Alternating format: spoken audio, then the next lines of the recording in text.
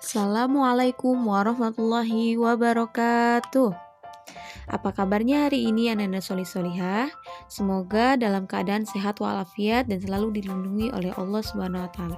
Amin ya Allah ya rabbal alamin. Ananda Solihah, hari ini kita belajar tema 8 di subtema 2 tentang menjaga keselamatan di rumah.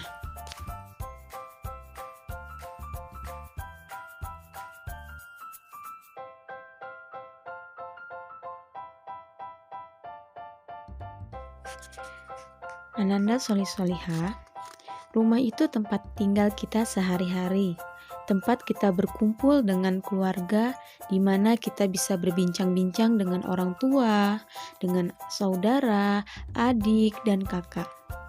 Tempat kita berkumpul dengan keluarga, tempat kita beristirahat, tempat kita makan bersama dengan keluarga. Bahkan kalian sekarang menuntut ilmu pun di dalam rumah. Menjaga keselamatan di rumah apabila kalian pergi. Bagaimana sih cara menjaga keselamatan di rumah? Siapa sih yang tidak suka pergi meninggalkan rumahnya? Apalagi pergi bersama keluarga liburan keluar kota. Pastinya seru dan menyenangkan, bukan? Namun, saat kita akan pergi meninggalkan rumah dengan keadaan yang kosong dalam waktu yang cukup lama, akan menimbulkan perasaan yang was-was. Ya, bagaimana tidak rumah kita menjadi sasaran pencuri atau bahkan kebakaran hanya karena kita lupa mematikan listrik di rumah. Agar hal itu tidak terjadi, kamu harus mempersiapkan dengan matang hal yang perlu disiapkan sebelum meninggalkan rumah. Yang pertama, yaitu jangan lupa periksa listrik dan air. Konsleting listrik seringkali menjadi penyebab kebakaran di rumah. Oleh karena itu, sebelum pergi, periksa dan matikan seluruh aliran listrik yang tidak digunakan. Pastikan tidak ada kabel yang terhubung dengan stok kontak. Hal tersebut penting dilakukan sebagai langkah untuk menghindari kebakaran akibat dari arus pendek aliran listrik.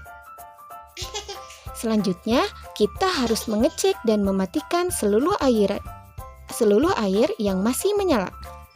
Yang kedua, jangan lupa matikan kompor. Pastikan kamu telah mematikan kompor sebelum pergi, karena akan mengakibatkan kebakaran. Yang ketiga, yaitu simpan barang berharga di tempat yang aman. Amankan barang-barang berharga seperti perhiasan, uang, dan surat-surat lain atau dokumen-dokumen lainnya. Sekarang, di mana kita harus menyimpannya? Simpanlah di tempat yang aman. Ingat, jangan taruh di dalam lemari pakaian. Kenapa? Karena biasanya pencuri itu mengira barang-barang berharga ada di lemari pakaian. Oleh karena itu, simpanlah di tempat yang terjaga. Selain untuk menghindari dari pencurian, juga disimpan di tempat yang aman agar terjaga dan terhindar dari air atau kecoa dan hewan-hewan lainnya. Kita harus merawat dan menjaga semua dokumen keluarga dengan baik, karena jika tidak bisa saja dimakan tikus dan kecoa. Dokumen keluarga sangat berharga bagi kita. Yang keempat, yaitu jangan lupa kunci pintu, jendela, dan pagar rumah. Sebelum pergi, pastikan dulu sudah dikunci atau belum. Pastikan sudah tertutup rapat. Nah, Ananda Solihah, pembelajaran hari ini mengajarkan kita untuk bertanggung jawab atas barang-barang yang kita miliki. Kita harus bisa menjaga dan merawat barang-barang yang kita miliki, terutama yang kita sayangi.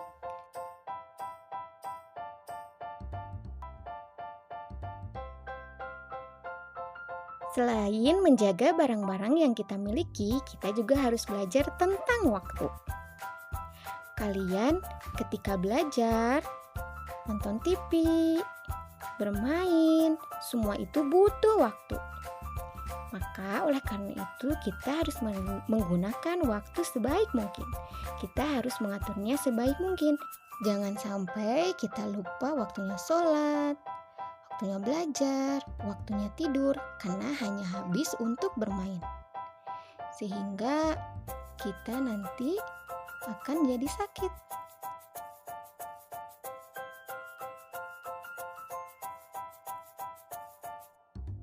Sekarang kita belajar satuan waktu lebih dalam lagi. Nah, Ananda soleh-solehah, tahukah kalian bahwa satu hari sama dengan 24 jam? Tapi jika kalian lihat jam di rumah, kan angkanya berakhir di angka 12 ya. Berarti kapan itu jam 24, jam 13, 14, dan seterusnya. Nah, kali ini kita akan belajar tentang waktu 24 jam. Jadi, hari itu sebenarnya dimulai dari waktu jam 12 malam. Setelah itu, jam 1 subuh, jam 2 subuh, jam 3 subuh, jam 4 subuh, jam 5 subuh, dan jam 6 pagi. Jam 6 pagi kan jam-jam kalian siap-siap ke sekolah. Terus selanjutnya jam 7 pagi, 8 pagi, 9 pagi, 10 pagi, 11 pagi, dan jam 12 siang. Nah, itu biasanya jam makan siang. Jam 12 siang ini sudah melewati setengah hari tadi. Nah, setelah jam 12 siang, jarumnya akan kembali ke angka 1. Tapi kita tidak bilang itu jam 1, tetapi jam 13, yaitu melanjutkan dari jam 12 siang tadi, yaitu jam 13, 14 siang, 15, 16, 17, dan 18 sore, atau kita sebut dengan jam 6 sore.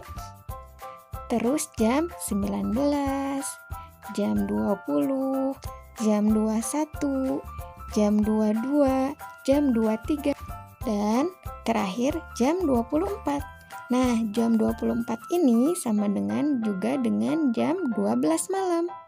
Sekarang kita lihat jam yang di bawahnya, jam yang berwarna orange. Di sana menunjukkan jam 7 malam. Nah, jam 7 malam itu sebenarnya jam berapa sih? Kita lihat di atas. Kita lihat, di sana kan jam 7 pagi, kalau pagi. Nah, kalau malam berarti jam 19 untuk menentukan waktu 7 malam. Berarti kita tulis jam 7 malam itu yaitu jam 19.00 atau jam 19 pas. Kemudian lanjut ke jam selanjutnya yaitu menentukan jam 4 sore. Kita lihat jam di atas yang berwarna biru. Untuk melihat jam 4 sore yaitu kita lihat jam 4 sore sama dengan jam 16.00. Kita tulis 16.00.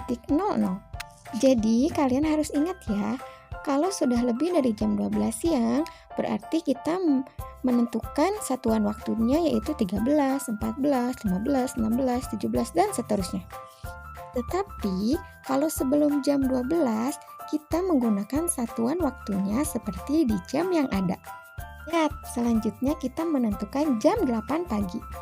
Jam 8 pagi kan sebelum jam 12 siang. Berarti kita tetap menulisnya jam 8.00. Nah, soal yang terakhir yaitu jam 12 malam. Wah, gimana ya kita menulisnya jam 12 malam? Kita sudah tahu bahwa jam 12 malam sudah melewati jam 12 siang.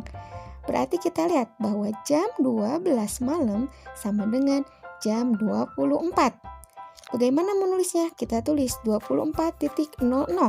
Jadi jam 12 malam sama dengan jam 24. Tahukah kalian bahwa jika jarum panjang berputar 1 kali putaran dikatakan 1 menit? Jika jarum jam berputar 60 kali putaran dikatakan dengan 1 jam. Jadi 1 jam sama dengan 60 menit.